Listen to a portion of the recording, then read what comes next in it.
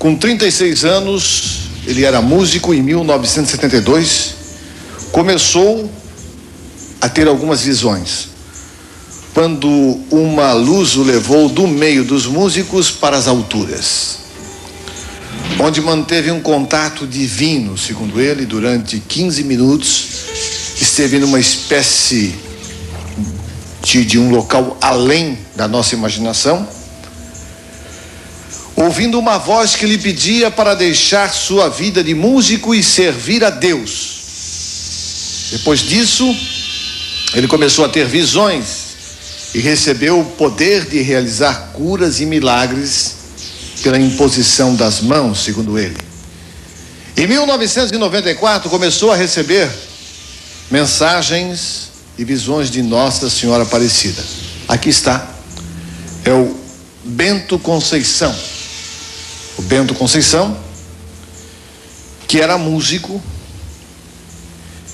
e segundo ele, uma vez ele estava sentado embaixo de uma árvore, quando os galhos começaram a formar letras com o nome de Deus. Hoje Bento conta com 530 mensagens e, mesmo tendo apenas a terceira série primária, já editou um livro com essas mensagens. Ô Bento, inicialmente nós queríamos saber de você o seguinte: como é que tudo isso começou? Essa sua questão dessa visão, esse seu contato, isso foi em 72 que aconteceu? César, boa tarde para você, boa tarde telespectador e vocês presentes. Foi em 1972. Eu sou muito devoto de Nossa Senhora Aparecida e devoto do Padre Rose. Então eu sou músico profissional, eu estava com o terceiro LP gravado, um em São Paulo, um no Rio de Janeiro e 2 em São Paulo. E cada vez que eu ia fazer as gravações em São Paulo era um sacrifício para mim e uma missa, porque os músicos meus, as pessoas, não aceitam esse tipo de ser artista e procurar a religião. E eu sempre fui o contra. Para mim, tinha que ter Deus em primeiro lugar em tudo. Então, depois de eu ter feito uma gravação no Rio de Janeiro, na Copa, que o Brasil foi a Copa de 70, estava divulgando meu disco, e na BR-101, na volta de um baile que eu toquei 20 anos no baile, e na BR-101 eu fui entrar numa boate, eu com meus músicos. Naquela boate eu não pude entrar, porque eu tinha esquecido que de manhã eu tinha ido à missa e estava com o texto de canto no bolso, o rosário. E quando eu fui entrar na boate, que meus músicos entraram, todos entraram, menos eu. Tinha uma força sobre mim e que não me deixou entrar. Então eu fiquei na portaria. Naquela portaria da boate, eu apenas estava tomando conhaque dré, e de repente eu ouvi uma voz me chamando: Bento, meu nome de rádio é Aristo, eu trabalhei 33 anos em rádio, trabalhei 4 anos aqui na Guarujá. E aí fui na rua atender a pessoa, nessa hora não tinha ninguém. Eu voltei para a boate. Quando eu sentei outra vez na mesinha, e uma voz chamou com autoridade: Bento, vem cá. Então, até um certo ponto, eu me lembro como eu estava. Depois de certo ponto em diante, eu não me lembro mais. Mas que contato foi esse? Como é que isso aconteceu? Pois é, eu só ouvi a voz. Depois quem me levou, eu não sei quem foi que me levou. E você esteve aonde? Eu estava num local, César, assim, ó. Eu vendo a morte. A morte queria me levar. Então ela queria me levar, e eu quando vi que eu olhei para o lado esquerdo, eu vi um buraco negro. Vocês desculpem, eu sou meio emocionado. Eu vi um buraco negro. Aquele buraco negro queria me levar. As almas lá dentro são terríveis. São tristes as almas. O pecado do homem. Se o homem soubesse o que é o pecado de adultério, uma mulher não enganaria o marido, nem o marido a mulher, porque eu estava em pecado naquela hora. Então, quando eu olhei para o lado direito, desceu uma luz do céu, uma luz linda que veio até embaixo. Meus olhos não deu para enxergar. E eu pedi socorro a Jesus, que não me deixasse levar lá para aquele buraco, porque as almas, gente, lá dentro é tão triste, o sofrimento é terrível, terrível. E eu pedi socorro a Jesus naquela hora. Eu não queria morrer, eu tinha mulher e 4 filhos. Então desceu do céu uma água, assim, um sopro, e me lavou assim todinho. Aí depois, quando eu vi a glória de Deus, assim, que eu fui suspenso da terra, aí eu olhei outra vez para aquele buraco e ele queria me puxar, uma coisa terrível.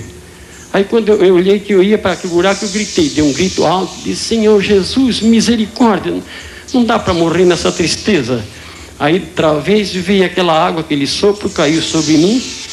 E quando caiu sobre mim, eu fiquei assim, que hoje, quando eu vejo esse filme do Moisés, na sarça ardente, eu passei por aqueles momentos. As mulheres dançarinas do boate, as pessoas músicos, quando me viram, disseram: isso aí não pode ser aquele homem, isso aí é outro homem, porque a minha fisionomia ficou totalmente diferente. Ô Bento, nós temos que, televisão, a gente tem que compactar um pouquinho as coisas, porque não temos muito tempo. Eu queria saber de você o seguinte: a partir do momento que você teve esse contato, inclusive a gente tem aqui os galhos da árvore que formavam a palavra Deus, a gente vai mostrar aqui. Sim. Sim. Isso aí você cortou e colocou naquele local, é isso? Isso aí porque, César, desde 72 até hoje eu estou sendo perseguido. Eu ainda não tive um momento de sossego na minha vida. Por quê? A própria Igreja Católica me condena. Porque você diz que, pela questão dos milagres, que você disse que tem o poder de executar, é isso? É isso. Eu venho fazendo tudo de graça, eu, minha mulher e meus filhos. Eu sou zelador, eu que estou fazendo uma igreja que vai ser dada aqui para a Diocese de Florianópolis, uma igreja lá com o maior sacrifício. Está quase prontinha a igreja lá. Você é católico, claro. Sim, sempre lutando pela Igreja Católica, mas os padres... E que tipo de mensagens você recebe? Agora, dia 10 de 94, eu rezo de manhã, meio-dia, à noite. Estou só rezando. Porque Jesus pediu para rezar por vocês, assim, né, por tudo, né? Que eu me entregasse a minha vida só pelos outros. Então eu rezo dia e noite. E aí eu estava rezando, aí ele disse: escreva. Aí está a primeira mensagem do livro. Aí eu comecei a escrever, eu vi lindo aquela mensagem. Olha que Jesus está passando. Então, primeiro foi uma oração. Depois, no outro dia, eu fui agradecer aquela oração. Ele disse: não, daqui por diante agora tu não para mais. Tu tens que escrever todo dia. E eu só tenho terceiro ano primário. E quando Jesus fala comigo, tem palavra, César, que eu disse: Jesus, deixa eu ver no dicionário, porque eu não sei que palavra é essa. Aí eu vou ver no dicionário para eu escrever, porque eu nem sei que palavra é isso, assim, são coisas lindas, né? Ele fala sobre... Ele me contou todo o universo, como é... Vocês nem sabem o valor que tem as estrelas no céu, o Saturno, Vênus, as Marte. Você não sabe como é que uma pessoa vai chegar um dia perto de Deus. Por favor, por gentileza, antes que encerre esse programa, minha senhora, o senhor, não entre numa igreja, numa missa mal vestido. Por favor, peço vocês. Então, deixa eu ouvir aqui. Eu estou aqui com o padre Luiz Prim, que está aqui conosco. O padre está aqui. Inicialmente, padre, como é que o senhor analisou esse depoimento aqui do nosso amigo Bento Conceição? Bom, inicialmente, César, é um prazer poder estar aqui e contribuir com a reflexão de vocês e do programa César Souza. Da mesma forma como é um prazer muito grande poder hoje conhecer o Bento, de quem eu nem sequer ainda tinha ouvido falar. A história que o Bento nos relata é uma história interessante que, no meu entendimento, se assemelha a todo e qualquer êxtase místico havido na história recente e na história antiga. São elementos muito bonitos, repito, no meu entendimento, que merecem de fato uma análise muito acurada, muito cuidadosa, para que se possa saber o que é verdadeiro e o que de fato é fruto de uma experiência espiritual autêntica, mística. Eu acredito no relato que o Bento nos faz, até porque é uma experiência dele que aqui está sendo partilhada. Uma experiência bonita que, repito, traz elementos constantes, repete constantes de qualquer experiência mística na história antiga e na história recente do cristianismo. E não só do cristianismo, as experiências místicas em qualquer vertente religiosa, fenomenologia religiosa assim nos explica, elas são assemelhadas, são muito parecidas, são iguais mesmo. E, no meu entendimento ainda, isso nos demonstra que, na verdade, a metodologia religiosa que se segue, a corrente de espiritualidade que se vive, ela é absolutamente relativa e secundária. O Bento fez uma declaração interessante, talvez é a primeira vez que ele está tendo a oportunidade até de fazer um desabafo em relação ao desamparo que ele tem tido por parte da igreja, o que para mim é uma novidade, até porque eu não conhecia a história do Bento, e até porque estranho que a igreja como instituição, nos seus membros hierárquicos, na sua organização interna, desampare a quem quer que seja, desampare alguém que tem uma experiência mística como a do Bento, e a partir dessa experiência mística realiza aquilo que nós chamamos de milagre, como desampare a qualquer outro ou a qualquer outra necessitado e necessitadas. Padre, é possível que uma pessoa tenha uma visão e tenha um contato, como colocou aqui o Bento, em relação a um contato com Nossa Senhora, por exemplo? É claro que é possível. Isso é possível. Agora, a igreja como instituição, e aqui é interessante que a gente compreenda esse aspecto que me parece demonstra toda a seriedade da igreja como instituição, ela é muito cautelosa em assumir uma experiência destas como sendo autêntica. Veja, mesmo, vou citar o exemplo de Medjugorje, na ex-Iugoslávia, em que Nossa Senhora tem aparecido atualmente para 3 videntes e no momento só para uma, ainda que o mundo todo tenha se voltado para Medjugorje, ainda assim a igreja, enquanto instituição, ela não autenticou aquelas experiências todas.